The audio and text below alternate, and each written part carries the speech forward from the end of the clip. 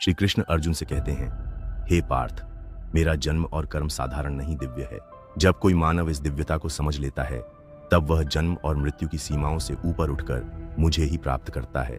यही है जीवन का परम उत्कर्ष। और हे अर्जुन, ऐसा तभी संभव है जब मनुष्य अपने भीतर छिपे राग, भय और क्रोध को त्याग दे, क्योंकि जब ये बंधन टूटते हैं तभी आत्मा ज्ञान और तप की अग्नि में शुद्ध होकर मेरे स्वरूप में विलीन हो जाती है। याद रखो हे पार्थ, प्रत्येक साधक जिस भाव से मुझे पुकारता है मैं उसी भाव से उसका उत्तर देता हूँ। यह सृष्टि मेरे मार्ग से ही चलती है और हर हृदय अनजाने में भी मेरी ही ओर बढ़ रहा है। इसलिए समाज में ऊंच नीच का माप जन्म नहीं बल्कि कर्म और गुण है।